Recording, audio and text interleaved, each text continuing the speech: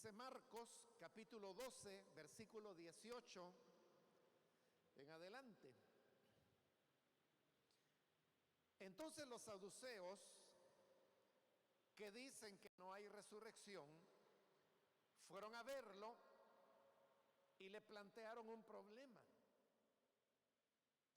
Maestro, Moisés nos enseñó en sus escritos que si un hombre muere y deja a la viuda sin hijos, el hermano de ese hombre tiene que casarse con la viuda para que su hermano tenga descendencia. Ahora bien, había 7 hermanos. El primero se casó y murió sin dejar descendencia. El segundo se casó con la viuda, pero también murió sin dejar descendencia. Lo mismo le pasó al tercero. En fin, ninguno de los 7 dejó descendencia. Por último, murió también la mujer. Cuando resuciten, ¿de cuál será esposa esta mujer? Ya que los 7 estuvieron casados con ella. ¿Acaso no andan ustedes equivocados?, les replicó Jesús. Es que desconocen las Escrituras y el poder de Dios. Cuando resuciten los muertos, no se casarán ni serán dados en casamiento, sino que serán como los ángeles que están en el cielo. Pero en cuanto a que los muertos resucitan, ¿no han leído en el libro de Moisés, en el pasaje sobre la zarza, cómo Dios le dijo: yo soy el Dios de Abraham, de Isaac y de Jacob? Él no es Dios de muertos, sino de vivos. Ustedes andan muy equivocados. Amén. Hasta ahí vamos a dejar la lectura, hermanos. Pueden tomar sus asientos, por favor.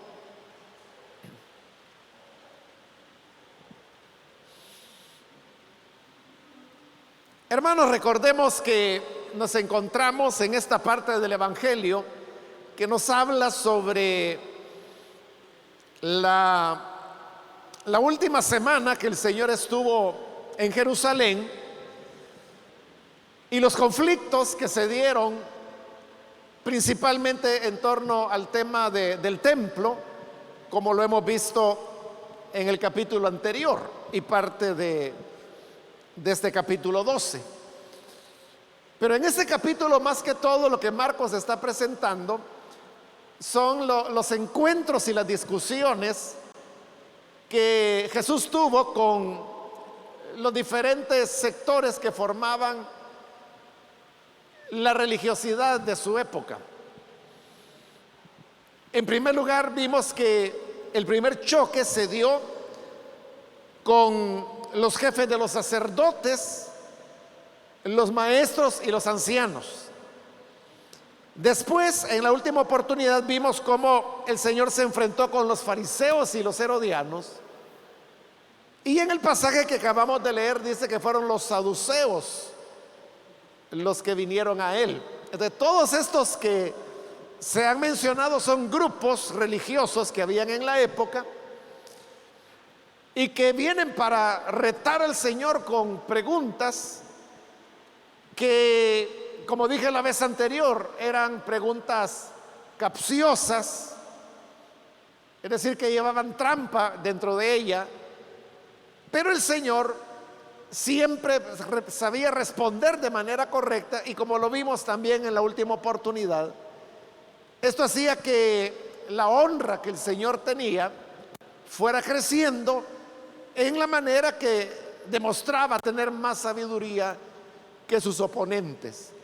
Estos choques, sumados a lo que ha ocurrido con los incidentes del templo, son los que explican por qué finalmente el Señor habrá de terminar crucificado. Pero vayamos, hermanos, ahora a la confrontación que él tiene con los saduceos. Los saduceos era una corriente dentro del judaísmo que solamente aceptaban los escritos de Moisés como palabra de Dios, y además tenían ciertas concepciones que desde algún punto de vista, hermanos, se parecen un poco a lo que hoy son las doctrinas que los testigos de Jehová tienen. Porque los saduceos, por ejemplo, ellos decían que no había una entidad inmaterial, como hablar de alma o espíritu. Igual que los testigos de Jehová, que dicen que nosotros no tenemos un alma. Ellos no creían en los ángeles, no creían en milagros, y por no creer en milagros, tampoco creían en el tema de la resurrección. Pero es por este tema de la resurrección, o la negativa que ellos hacían a la resurrección, que con mayor frecuencia se mencionan en los evangelios y también en el libro de los Hechos de los Apóstoles. Entonces vienen estos saduceos, y como ellos eran de la idea que no hay resurrección, vienen para hacerle al Señor una pregunta también que lleva trampa, y que ellos pensaban que iba a colocar a Jesús en una condición donde él no sabría qué responder, y por lo tanto ellos habrían de ridiculizar la enseñanza acerca de la resurrección de los muertos. Entonces hablan con él y le dicen: tú sabes que Moisés en sus escritos dijo que si un hombre se casaba y moría sin dejar descendencia, el hermano del muerto tenía que casarse con la viuda.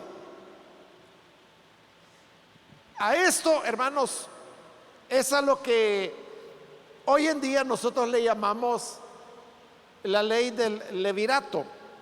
En realidad la palabra levirato, o hablar de ley de levirato, eso usted no lo va a encontrar en la Biblia, porque resulta que esto de levirato en realidad no viene del hebreo, que es en el cual fue escrito el Antiguo Testamento, sino que viene del latín. Y lo que ocurre es que en el latín se usa la palabra liber, que se traduce cuñado. Es decir, cuñado en latín se dice liber, y por lo tanto de liber viene liberato, porque la idea era que la viuda tenía que casarse con su cuñado. De ahí viene el nombre de la ley de levirato. Pero esta consistía en lo que acabo de decir y lo que explican ahí los saduceos, que si una persona, un hombre, se casaba pero no tenía hijos y moría, entonces el hermano de él, el cuñado de la viuda, tenía que casarse con ella, tener hijos. Esa era la función principal, tener hijos con ella, y los hijos habrían de llevar el nombre del difunto, porque esa era la idea, preservar la memoria de la persona fallecida.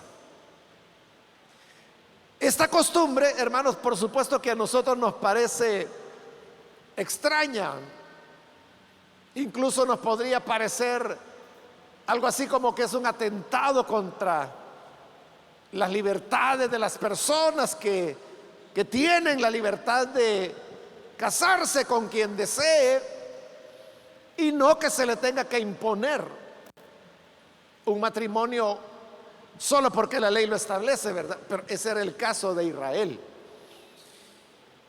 Y el otro elemento que también le da mayor curiosidad o interés a esta ley era que, de acuerdo a la misma ley de Moisés,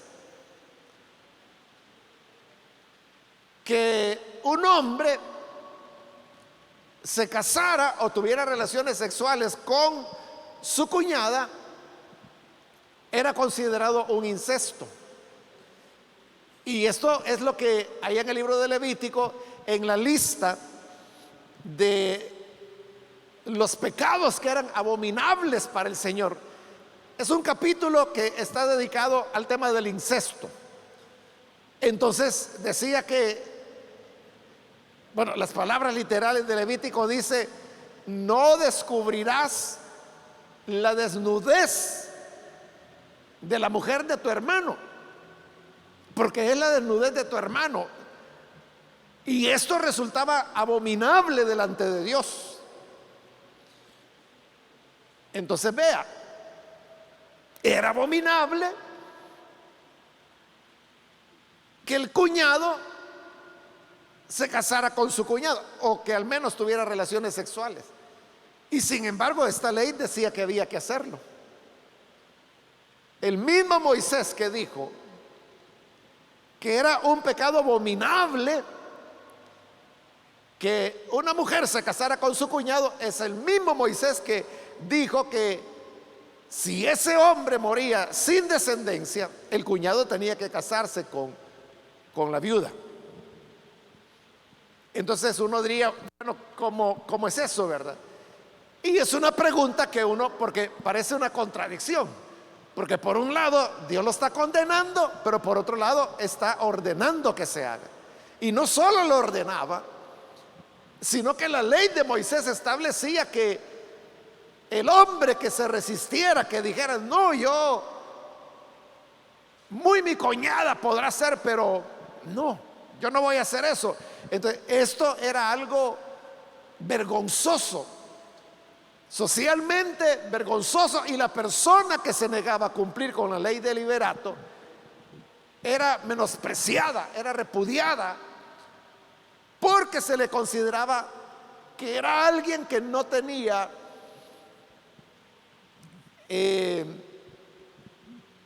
aprecio por su hermano fallecido, ni temor de Dios, porque no quería obedecer la ley de liberato. Incluso recuerde que en la Biblia tenemos, por ejemplo, la historia de Onán,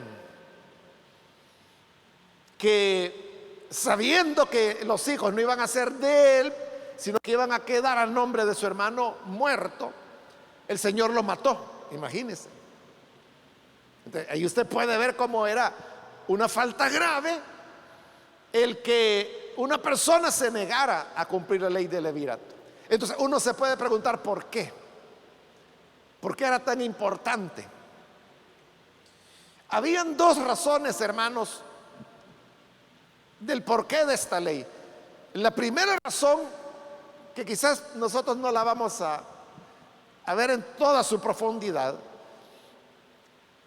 era la importancia que tenía en Israel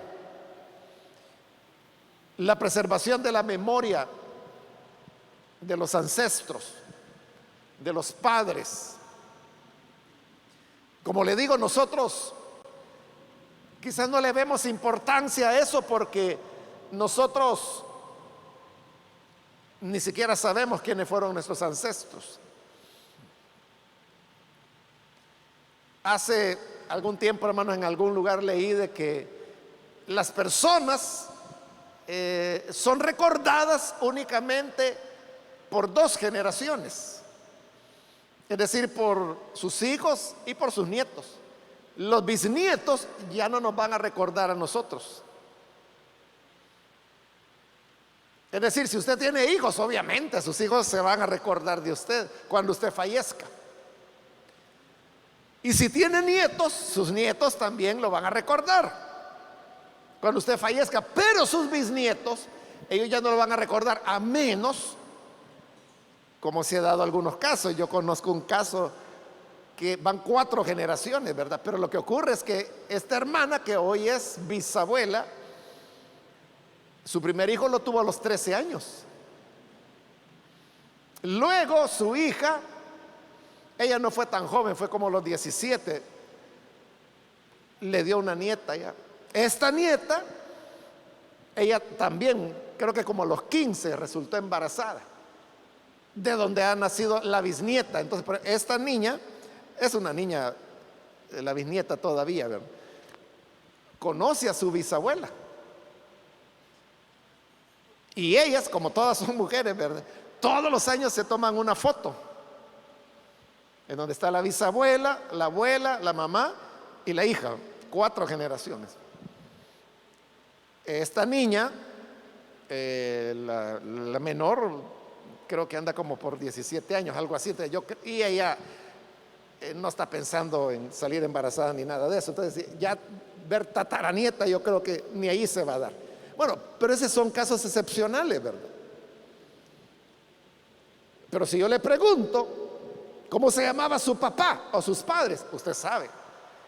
Ahora, si yo le pregunto cómo se llamaban sus abuelos, tanto paternos como maternos, probablemente sepa. Pero si yo le digo cómo se llamaban sus bisabuelos, los 4 del lado materno y los 4 del lado paterno, ya no lo sabemos. Ahí está, mi segunda generación y olvidado. Y en cambio en Israel no era así, porque que se perdiera la memoria de alguien era, hermanos, como algo peor que morir.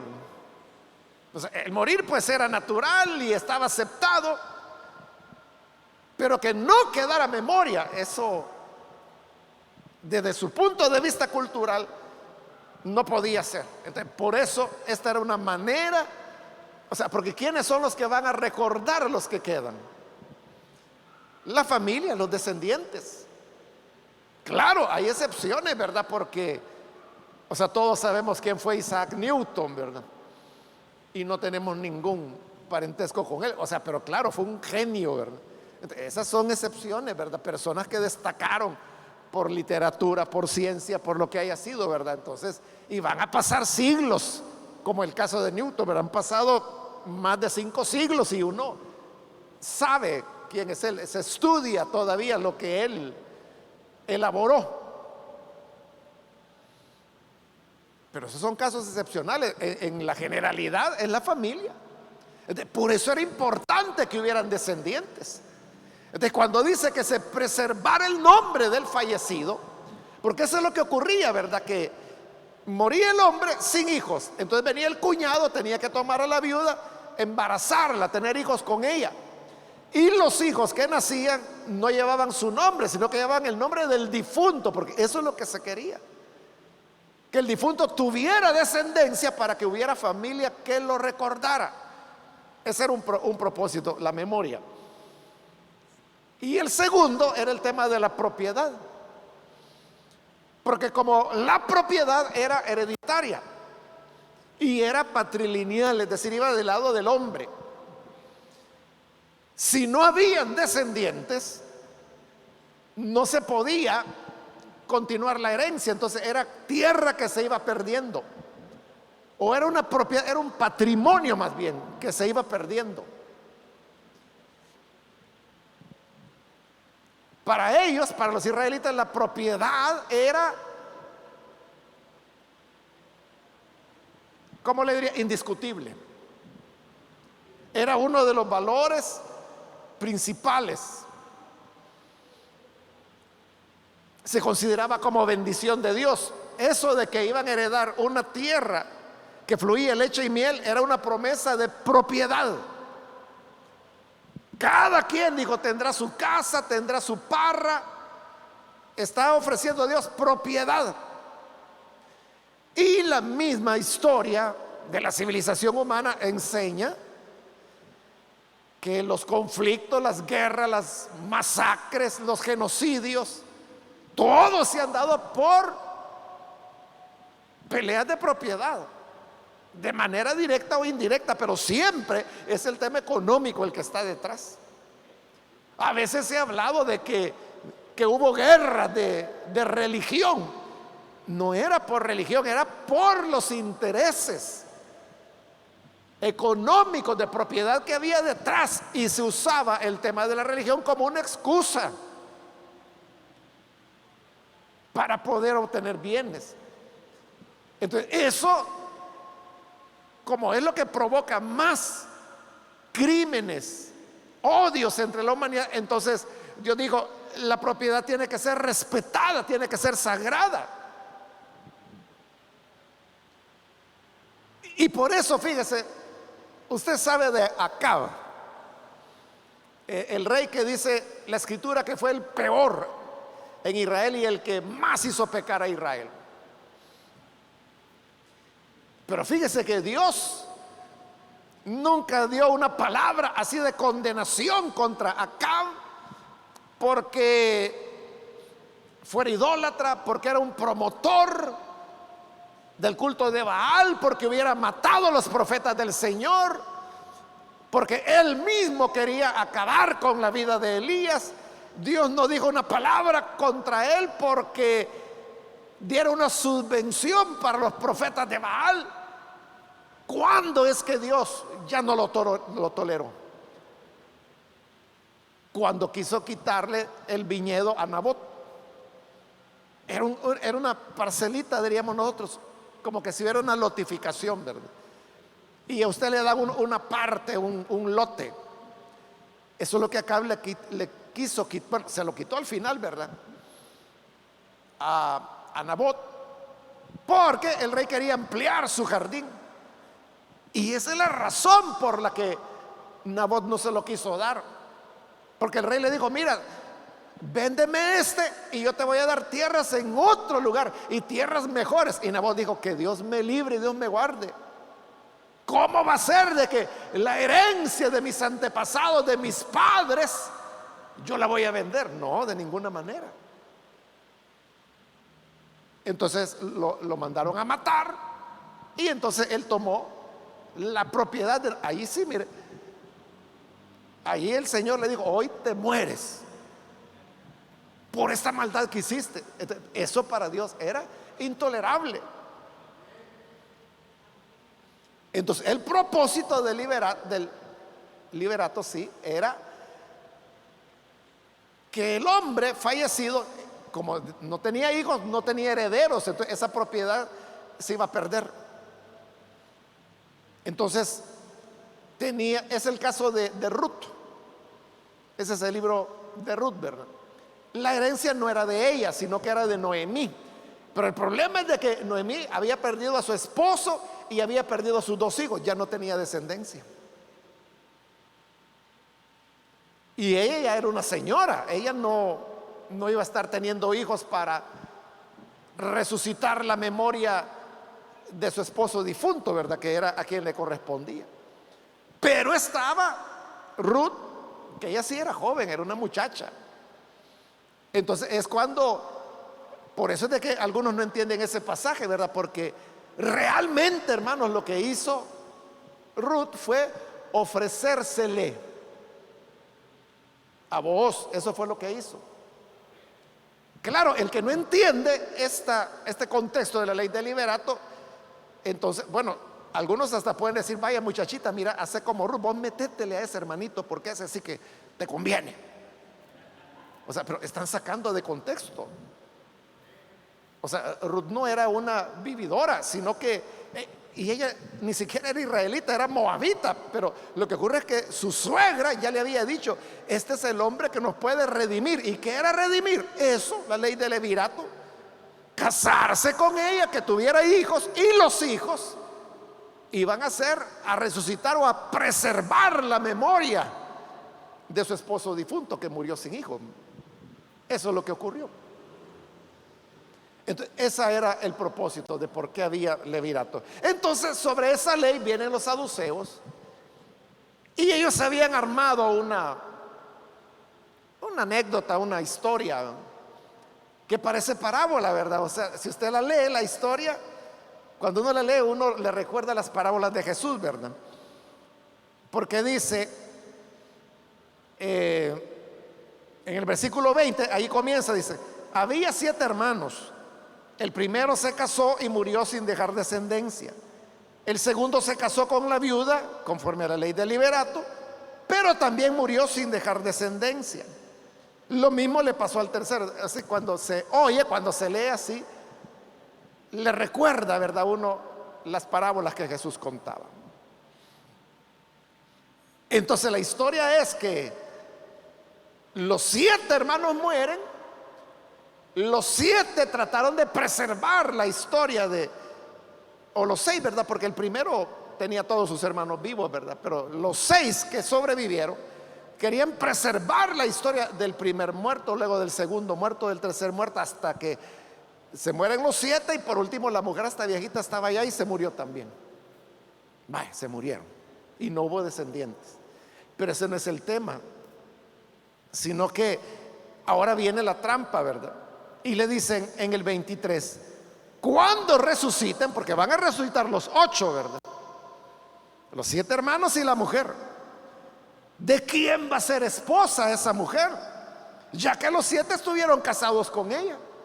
Y eso era cierto. O sea, ella había sido legítima esposa de los 7 hermanos, porque tenían que casarse. Entonces, cuando resuciten, significa que se van a pelear los hermanos por la única mujer que tuvieron en vida. Entonces, visto desde ese punto de vista, ¿verdad? Sí, parece que la resurrección es un absurdo y que por lo tanto no podía haber resurrección, porque así van a dar problemas como este. Pero aquí viene la respuesta del Señor. Bueno, quizás antes de hablar de la respuesta del Señor, quiero decirle que los saduceos construían ese tipo de escenarios en los que ellos pensaban que se estaba objetando, que estaban demostrando con escenarios como ese, y este que tiene un fundamento escritural, ¿verdad? Que es la ley del levirato, que la resurrección era absurda. En escrituras, en textos no bíblicos, sino que extrabíblicos, también está registrada una ocasión cuando un saduceo le dijo al rabino, siempre, ¿verdad?, queriendo ridiculizar el tema de la resurrección, le dijo, cuando sea la resurrección, le dijo, ¿de dónde el resucitado va a tomar agua para lavar su impureza por haber estado muerto? Porque recuerde que según la ley de Moisés también, y los saduceos solo lo de Moisés aceptaban,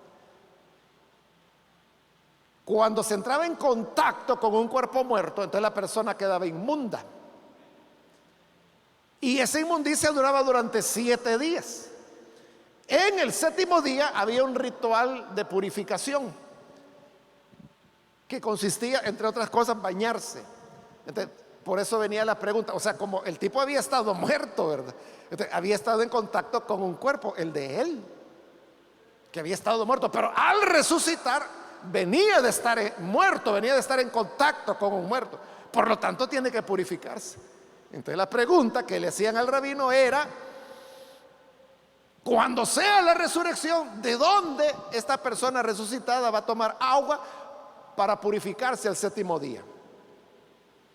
Y estas fuentes, como le digo, que son extrabíblicas, dice que el rabino lo que le contestó fue, cuando resucitemos lo veremos.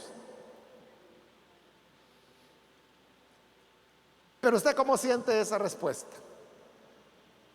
Cuando resucitemos lo veremos. Bueno, alguien podrá decir, sí, ¿verdad?, es una buena respuesta, respuesta sabia. Pero otro podrá decir, es una evasiva. O sea, lo que está diciendo es, yo no sé, pero cuando llegue ese día vamos a ver qué pasa. Entonces, realmente no era una respuesta, es decir, no desmentía el ridículo que ese saduceo de esa historia quería plantear en torno al tema de la resurrección. Entonces, pero este escenario que le han presentado a Jesús es peor todavía. O sea, este está más complicado, pero aquí viene el punto de la autoridad del Señor para poder responder. Y no es una evasiva como la del rabino. Cuando sea la resurrección, ahí vemos, ahí platicamos. Jesús pudo haber dicho, bueno, a lo mejor en la resurrección habrá tribunales de disputas matrimoniales.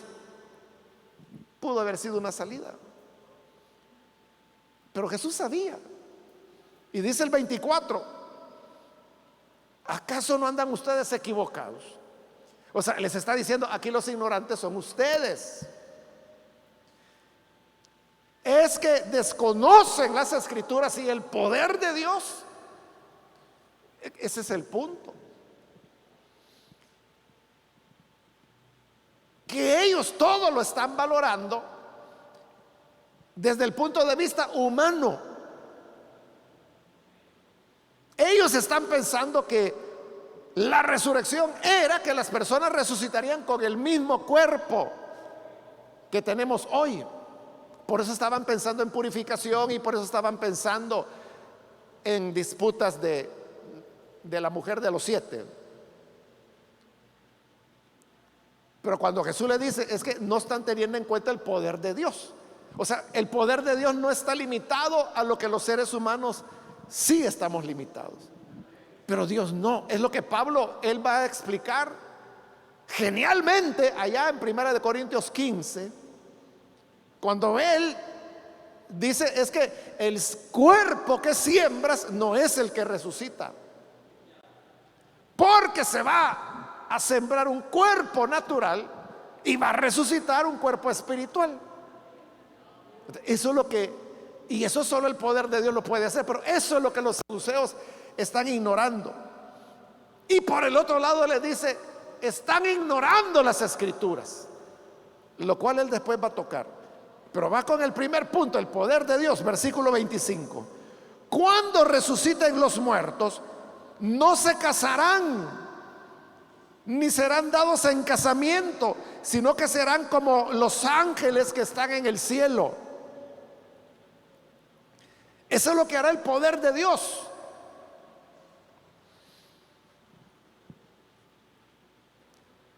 Dice que al resucitar no vamos a ser como somos ahora, sino que vamos a ser como los ángeles. ¿Y cómo son los ángeles? Bueno, primero podríamos preguntarnos, ¿los ángeles son masculinos o son femeninos?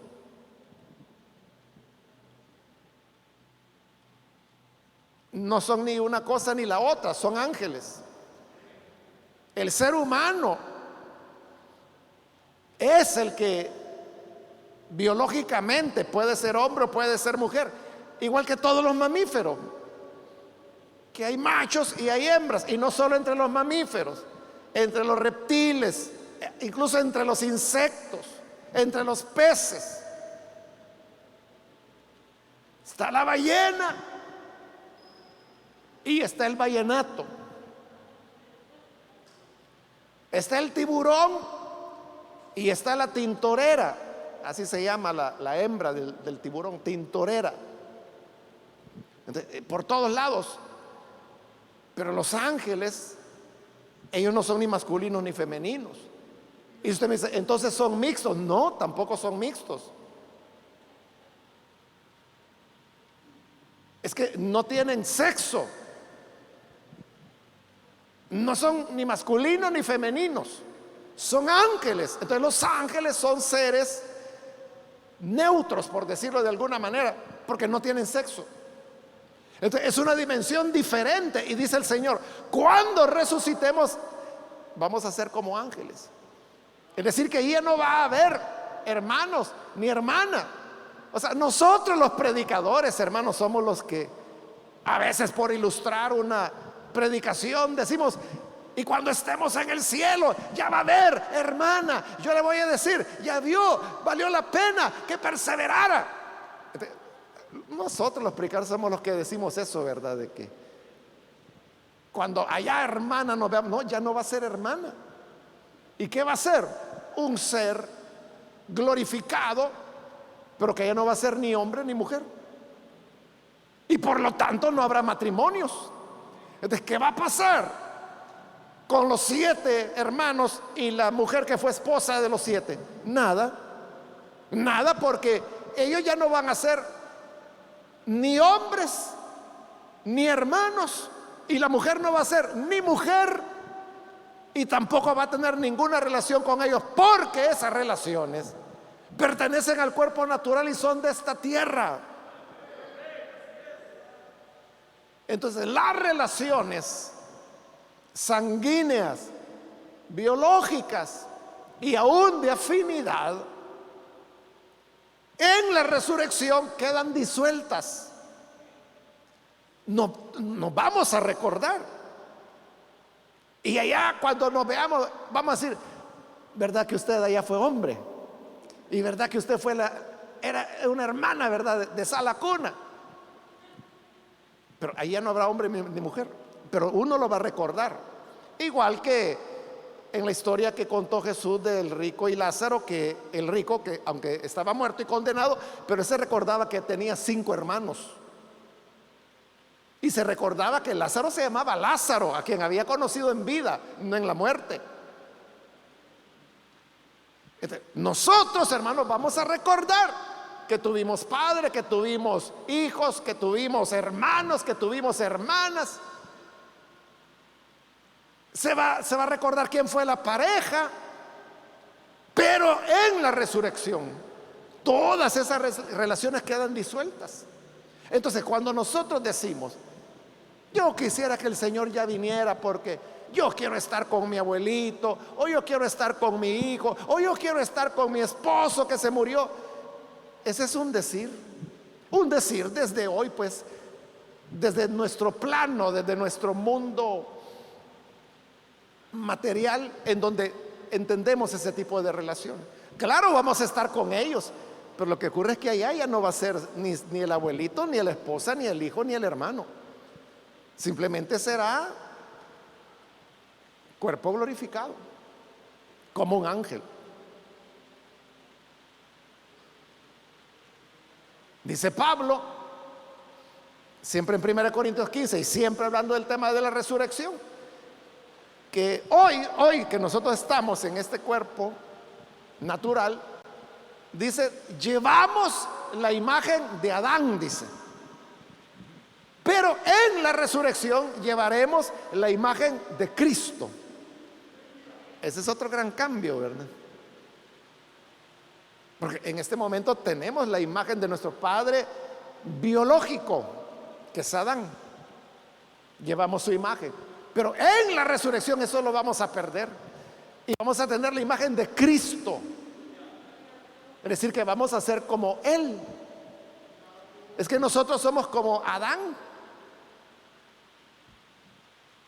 Si hubiéramos sido nosotros los que hubiéramos estado en el huerto, en Edén, hubiéramos hecho lo mismo que Adán hizo, porque somos hijos de Él, somos como Él. Si usted dijera, qué dundo Adán, cómo echó a perder todo por no obedecer al Señor, yo si hubiera estado ahí no lo hubiera hecho. ¿Qué, hermano? Lo hubiera hecho. Somos hijos de Él, somos como Él. Traemos la imagen de Adán, dice Pablo.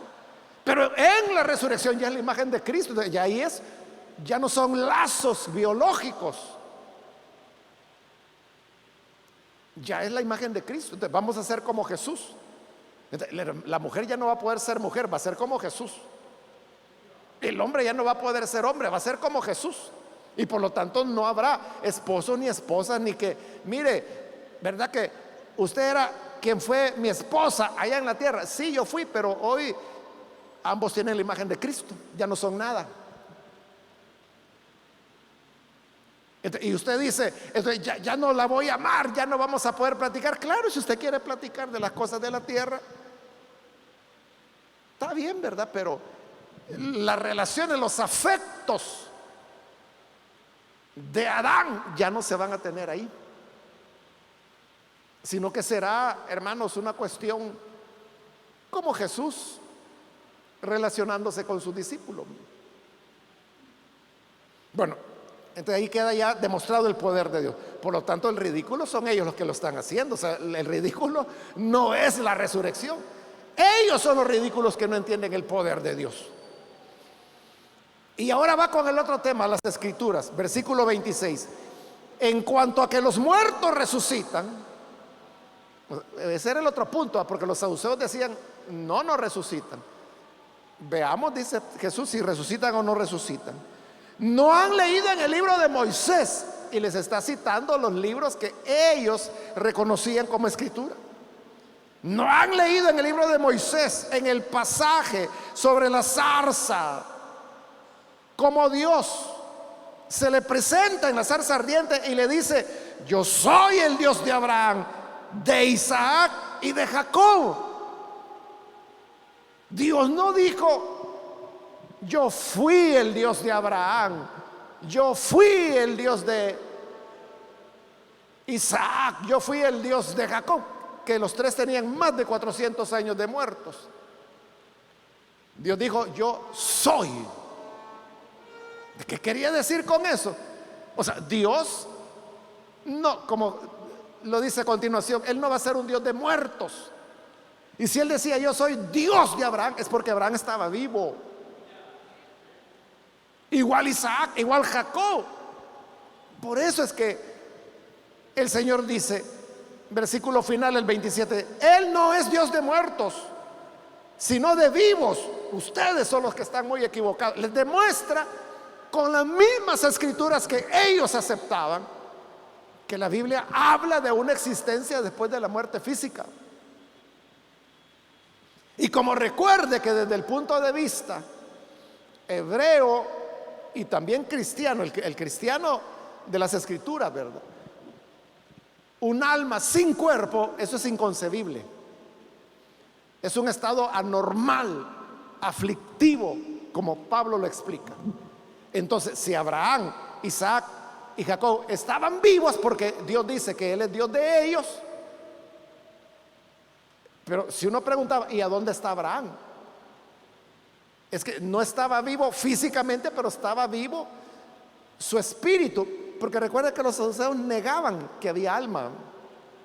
Pero cuando Dios dice: yo soy, era que Abraham tenía un alma y que esa alma estaba viva y estaba en la presencia del Señor.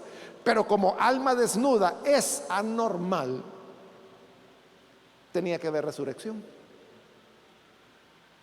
O sea, si uno no entiende, hermano, de que ese es el modelo de la Biblia, porque nosotros, como lo he explicado en otras ocasiones, nuestro problema es que abrazamos las enseñanzas del paganismo griego y no las enseñanzas de las escrituras.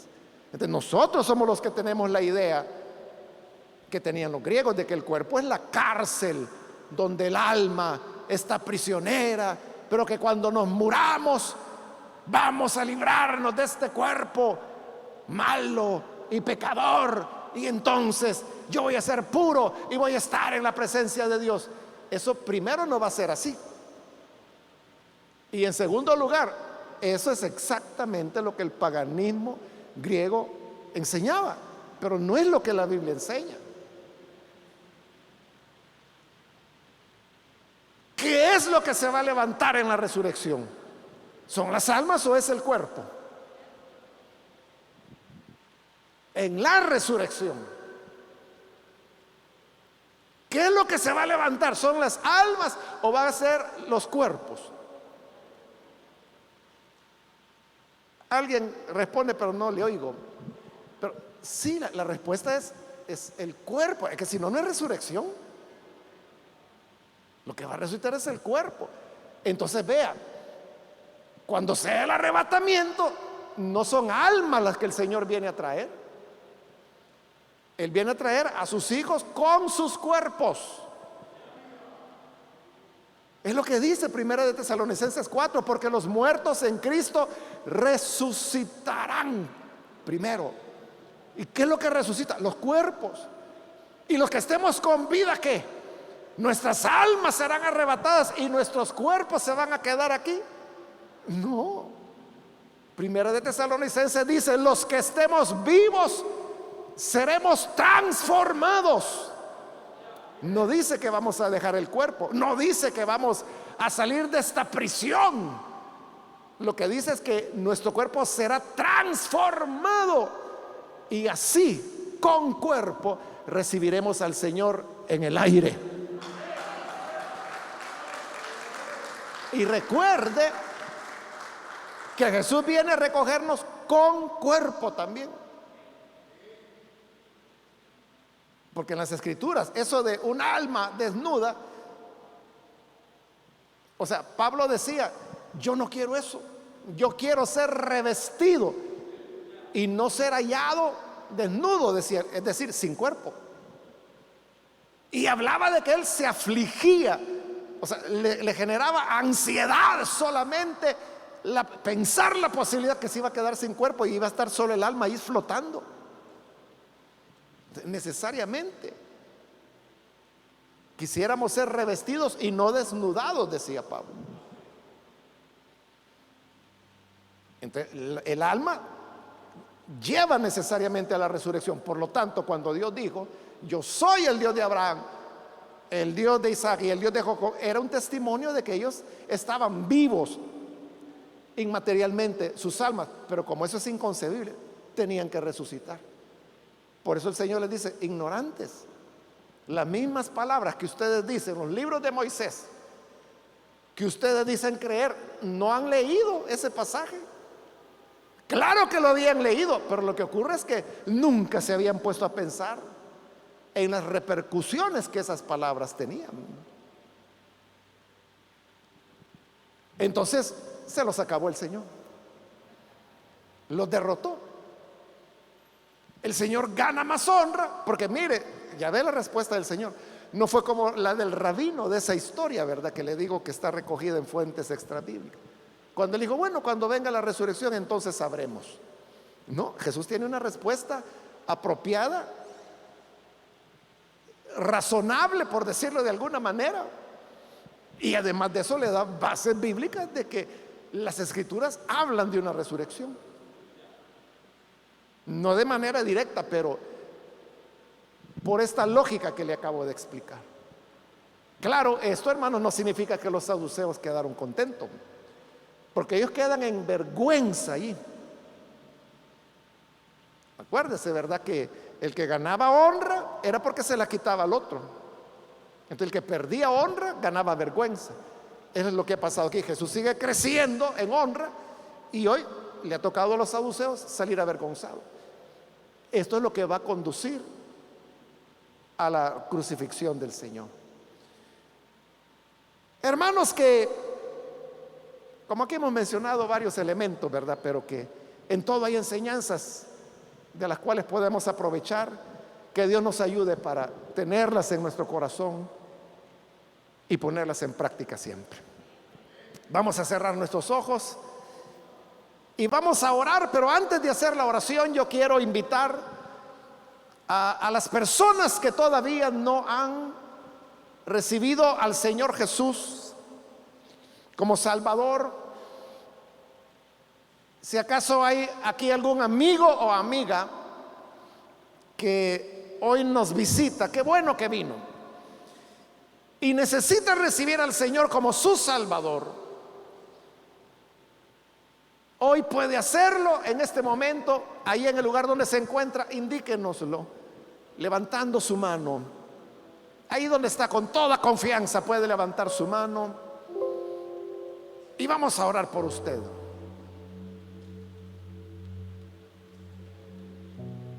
¿Hay alguna persona que lo hace? Venga, vamos a orar. O si hay algún hermano que se alejó del Señor, pero hoy necesita reconciliarse, puede hacerlo en este momento. Levante su mano. Hágalo ahora mismo, porque voy a orar ya. Pero si hay alguien que necesita hacerlo, porque esto, hermanos, de la resurrección, este es un hecho. La vida no es solo esta que tenemos en esta tierra o en esta existencia. Hay un más allá. Dios no es Dios de muertos, es un Dios de vivos. ¿Quieres reconciliarte o recibir a Jesús por primera vez? Levanta tu mano y vamos a orar ahora mismo.